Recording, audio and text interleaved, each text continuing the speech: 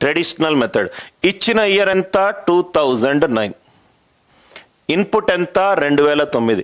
చాలా జాగ్రత్తగా వినండి సార్. ఫస్ట్ మీరు చేసే మెథడ్, దాని తర్వాత దాని short cut. Traditional method. Listen carefully sir. Traditional method. First మనం కాన్సెప్ట్ రాద్దాం. కాన్సెప్ట్ ఏంటి? లీప్ ఇయర్ అయితే 366 రోజులు ఉంటాయి. అంటే లీప్ ఇయర్ అయితే 2 ఎక్స్ట్రా రోజులు ఉంటుంది. లీప్ ఇయర్ అయితే 2 ఎక్స్ట్రా రోజులు. am I right? Non leap year అవుతే ఒక్క ఎక్స్ట్రా రోజు. ఇదే కాన్సెప్ట్ ఇక్కడ. నాన్ లీప్ ఇయర్ అవుతే 1 ఎక్స్ట్రా రోజు. లీప్ ఇయర్ అయితే 2 ఎక్స్ట్రా రోజులు, నాన్ లీప్ ఇయర్ అయితే 1 ఎక్స్ట్రా రోజులు. ఇదే కాన్సెప్ట్ డిస్కస్ చేద్దాం. చాలా జాగ్రత్తగా వినండి సార్. ఇక్కడ ట్రెడిషనల్ మెథడ్ మీకు బుక్లో దొరికే method, then optimal method will discuss. మనకిచ్చిన ఇయర్ ఎంత? 2009. మనకిచ్చిన ఇయర్ ఎంత? 2009. 2009 అనేది నాన్ లీప్ ఇయర్. ఎన్ని ఎక్స్ట్రా రోజులు ఉంటాయి? 1. దాని తర్వాత వచ్చే ఇయర్ ఏంటి? 2010. 10 అనేది నాన్ లీప్ ఇయర్. ఎన్ని ఎక్స్ట్రా ఉంటుంది? 1 ఎక్స్ట్రా డే. దాని తర్వాత వచ్చేది ఏంటి? 2011. Non leap year. ఎన్ని ఎక్స్ట్రా డేస్? 1. 2012 ఇది లీప్ ఇయర్. లీప్ ఇయర్కి ఎన్ని ఎక్స్ట్రా డేస్ వస్తాయి? 2. మనం ఎక్కడి వరకు కౌంట్ చేసుకుంటూ వెళ్ళాలి? 7 వరకు కౌంట్ చేసుకుంటూ వెళ్ళాలి. ఎందుకనంటే 7 డేస్ తర్వాత మనకు క్యాలెండర్ రిపీట్ అవుతుంది. 7 డేస్ తర్వాత మళ్ళీ క్యాలెండర్ రిపీట్ అవుతుంది. 7 డేస్ తర్వాత మళ్ళీ క్యాలెండర్ రిపీట్ అవుతుంది. సమ్ ఎక్కడైతే 7 వరకు ఉందో అక్కడ వరకు చేసుకుంటూ వెళ్ళాలి. Next point 2013. 2009 non leap year 1. 2010 non leap year 1. 11 non leap year 1. 12 2. 13 non leap year 1. Now ఇక్కడ చూడండి సార్. 2014 non leap year 1. ఎక్కడైతే సమ్ 1 వచ్చిందో అక్కడ వరకు చేసుకుని వెళ్ళండి. నాన్ లీప్ ఇయర్ 12 అనేది లీప్ ఇయర్ కాబట్టి 2. 1 + 1 + 1 3. 3 + 2 5. 5 + 2 7. 7 వచ్చింది కదా. 7 వస్తే క్యాలెండర్ మళ్ళీ రిపీట్ అవుతుంది. దాని తర్వాత ఇయర్ ఏంటి?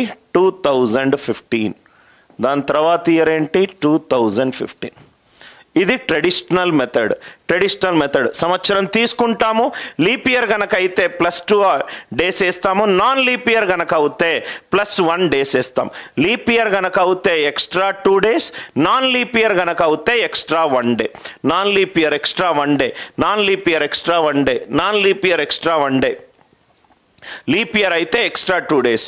7 డేస్ తర్వాత ఏదైతే నెక్స్ట్ ఉంటుందో, ఇప్పుడు ఈరోజు చూడండి సార్, చాలా జాగ్రత్తగా చూడండి. ఈరోజు Thursday, Thursday, Friday, Saturday, Sunday, Monday, Tuesday, Wednesday. 7 days అయిపోయింది. నెక్స్ట్ వచ్చే రోజు ఏంటి? మళ్ళీ Thursday. I hope it is clear. ఇది ట్రెడిషనల్ మెథడ్. ఎవరికైనా డౌట్ ఉందా? ఈ ట్రెడిషనల్ మెథడ్లో ఎవరికైనా డౌట్ ఉందా? నాన్ లీప్ ఇయర్ అయితే 1 ఎక్స్ట్రా డే, లీప్ ఇయర్ అయితే ఎక్స్ట్రా 2 డేస్. ఇది మనము ఎగ్జామ్లో ఇలా చేయకూడదు. ఎగ్జామ్లో డైరెక్ట్గా ఆన్సర్ రాసే పద్ధతి అనిల్ నాయర్స్ వే. చాలా ఈజీగా ఆన్సర్ ఎలా రాస్తాం? ఫస్ట్ థింగ్ ఎప్పుడు కూడా ఈ రూల్ మర్చిపోవద్దు. ఇచ్చిన క్వశ్చన్ గనక నాన్ లీప్ ఇయర్ ఉంటే, నాన్ లీప్ ఇయర్ ఎప్పుడూ లీప్ ఇయర్కి క్యాలెండర్కి సేమ్ కాదు. ఇన్పుట్ నాన్ లీప్ ఇయర్ ఉంటే అవుట్పుట్ కూడా నాన్ లీప్ ఇయర్ అవుతుంది. ఇన్పుట్ నాన్ లీప్ ఇయర్ ఉంటే అవుట్పుట్ కూడా నాన్ లీప్ ఇయర్ ఉంటుంది. ఒక లీప్ ఇయర్ క్యాలెండర్ ఇంకో నాన్ లీప్ ఇయర్ క్యాలెండర్ తోటి ఈక్వేట్ కాదు. ఒకటి ఇచ్చిన క్వశ్చన్ కనుక నాన్ లీప్ ఇయర్ ఉంటే ఆన్సర్ కూడా నాన్ లీప్ ఇయర్ ఉంటుంది. ఇచ్చిన క్వశ్చన్ కనుక లీప్ ఇయర్ కనుక అవుతే ఆన్సర్ కూడా లీప్ ఇయర్ ఉంటుంది. అది ఫస్ట్ రాద్దాం. ఇన్పుట్ కనుక లీప్ ఇయర్ ఉంటే ఆన్సర్ కూడా లీప్ ఇయర్ ఉంటుంది. ఇచ్చిన క్వశ్చన్ కనుక నాన్ లీప్ ఇయర్ ఉంటే ఆన్సర్ కూడా నాన్ లీప్ ఇయర్ ఉంటుంది. ఇది మర్చిపోవద్దు. క్వశ్చన్కి ఎప్పుడూ కూడా నాన్ లీప్ ఇయర్ ఉంటే ఆన్సర్ లీప్ ఇయర్ ఎప్పుడూ కాదు. క్వశ్చన్ లీప్ ఇయర్ ఉంటే ఆన్సర్ ఎప్పుడూ లీప్ ఇయర్ అవుతుంది. ఇన్పుట్ నాన్ లీప్ ఇయర్ అవుతే ఆన్సర్ కూడా నాన్ లీప్ ఇయర్. ఇన్పుట్ కనుక లీప్ ఇయర్ అవుతే ఆన్సర్ కూడా లీప్ ఇయర్. ఈ కాన్సెప్ట్ అర్థమైంది కదా. నవ్వు ఇక్కడ చూడండి సార్, చాలా ఈజీగా ఒక ఇయర్ని నేను 4 తోటి డివైడ్ చేస్తే నాకు రిమైండర్లు ఏమేం రావచ్చు? 1 రావచ్చు, 2 రావచ్చు, 3 రావచ్చు, పర్ఫెక్ట్గా డివైడ్ కావచ్చు. అంతే కదా సార్? 1 కావచ్చు, 2 కావచ్చు, 3 కావచ్చు, పర్ఫెక్ట్గా డివైడ్ కావచ్చు. ఎప్పుడైతే క్వశ్చన్ రిమైండర్ 1 వచ్చిందో క్యాలెండర్ 6 సంవత్సరాల తర్వాత రిపీట్ అవుతుంది.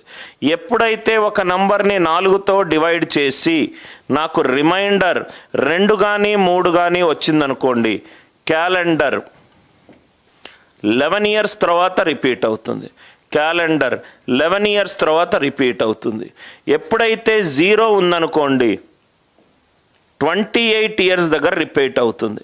28 ఇయర్స్ దగ్గర కొన్ని కేసులలో 12 సంవత్సరాలు, 40 సంవత్సరాలు. ఆ కేసులు ఏంటో చెప్తాను. ఒక ఇయర్ని 4 తోటి డివైడ్ చేస్తే రిమైండర్ 1 వచ్చిందనుకోండి, రిమైండర్ 1 వస్తే 6 సంవత్సరాల తర్వాత క్యాలెండర్ రిపీట్ అయినట్టు. ఒక రిమైండర్ 1 వస్తే 6 సంవత్సరాల తర్వాత క్యాలెండర్ రిపీట్ అయినట్టు. రిమైండర్ 2 వచ్చినా, రిమైండర్ 3 వచ్చినా, రిమైండర్ 2 వచ్చినా, రిమైండర్ 3 వచ్చినా 11 సంవత్సరాల తర్వాత క్యాలెండర్ రిపీట్ అవుతుంది. 11 సంవత్సరాల తర్వాత క్యాలెండర్ రిపీట్ అవుతుంది. అనిల్ సార్, నేను కొంచెం కన్ఫ్యూజ్ అవుతున్నా. ఏం కన్ఫ్యూజన్ లేదు. 2009 నీకు క్వశ్చన్ ఉన్నది, 2009 క్వశ్చన్ ఉన్నది. సార్ నేను 6 వేసుకోవాలా 11 వేసుకోవాలా సరిగ్గా గుర్తులేదు, మర్చిపో. సపోజ్గా 11 వేసుకో. 2009 ప్లస్ 11 ఎంత? 2009 ప్లస్ 11 ఎంత? 2020. 2009 ఏమో నాన్ లీప్ ఇయర్, 2020 ఏమో leap year. Non leap year calendar ఇంకో నాన్ లీప్ ఇయర్ తోటే సేమ్ అవుతుంది. లీప్ ఇయర్ క్యాలెండర్ ఇంకో లీప్ ఇయర్ తోటే సేమ్ అవుతుంది. 2009ని నేను 11 వేస్తే ఆన్సర్ లీప్ ఇయర్ వచ్చింది. ఒక నాన్ లీప్ ఇయర్ తోటి సేమ్ అవ్వదు కాబట్టి 11 వేయకూడదు, 6 వేయాలి. Are you all with me? లాజికల్గా ఆలోచించిన ఇన్పుట్ కనుక నాన్ లీప్ ఇయర్ ఉంటే ఆన్సర్ కూడా నాన్ లీప్ ఇయర్ ఉంటుంది. రైట్? నాన్ లీప్ ఇయర్ ఉంటే ఆన్సర్ కూడా నాన్ లీప్ ఇయర్ ఉంటుంది. ఇన్పుట్ కనుక లీప్ ఇయర్ ఉంటే ఆన్సర్ కూడా లీప్ ఇయర్ ఉంటుంది. సో 2009 దయచేసి ఈ క్యాల్కులేషన్లు దయచేసి టైం వేస్ట్ మెథడ్స్ ఎట్లయినా నేను చెప్పను. క్వశ్చన్ గనక 4 తోటి డివైడ్ అయ్యి రిమైండర్ 1 ఉంటే 6 ఇయర్స్ తర్వాత క్యాలెండర్ రిపీట్ అవుతుంది. 2 కానీ 3 కానీ ఉంటే 11 ఇయర్స్ తర్వాత రిపీట్ అవుతుంది. 0 ఉంటే బై డిఫాల్ట్ 28 సంవత్సరాల తర్వాత రిపీట్ అవుతుంది. కొన్ని కేసెస్లో 12 లేకుంటే 40 సంవత్సరాల దగ్గర రిపీట్ అవుతుంది. ఈ 12, 40 ఏంటో మనం చూద్దాం. సో ఆన్సర్ ఎంత? 2009 ప్లస్ 15.